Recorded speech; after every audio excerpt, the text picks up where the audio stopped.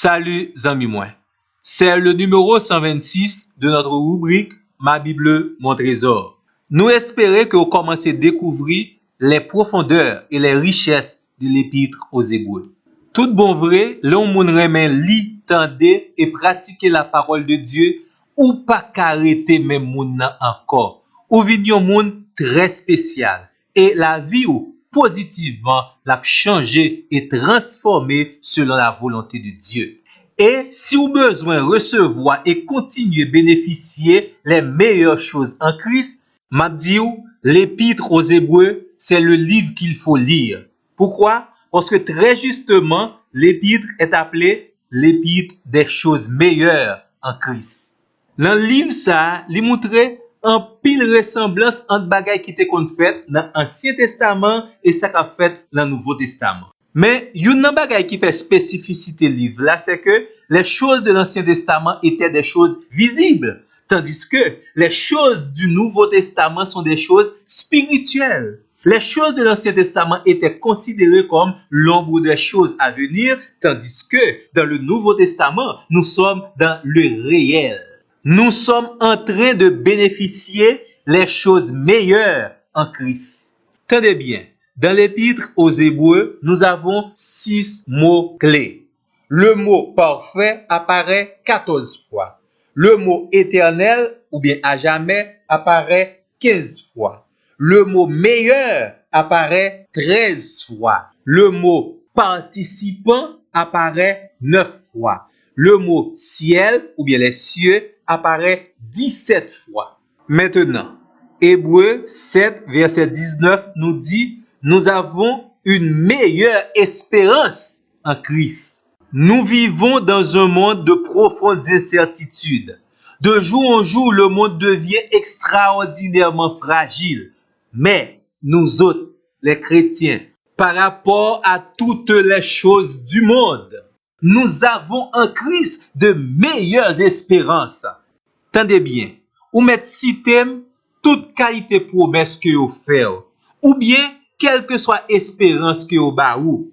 Nous autres, en tant que chrétiens, tranquillement, nous répondons, nous avons en Christ une meilleure espérance. Hébreux, chapitre 11, verset 16, en Christ, nous avons une meilleure patrie.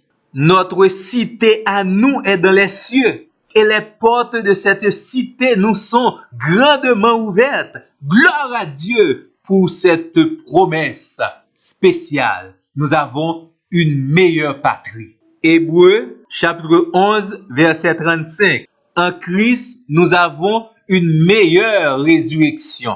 Nous attendons impatiemment ce jour glorieux où nous serons ressuscités et transformés en un clin d'œil. Nous aurons un corps incorruptible et immortel.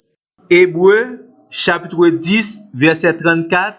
En Christ, nous avons des héritages ou des biens meilleurs. Nous ne pouvons pas empêcher personne gourmet pour bien avec héritage ici-bas. Mais certitude nous c'est que Dieu nous accorde des biens et un héritage meilleur et permanent. Hébreux, chapitre 9, verset 23. Notre salut en Christ se repose sur de meilleurs sacrifices. Après tant de sacrifices de toutes sortes et inefficaces, Christ est venu avec son sang précieux. Il est à la fois le sacrifice innocent, saint, répondant aux exigences de Dieu et le souverain sacrificateur.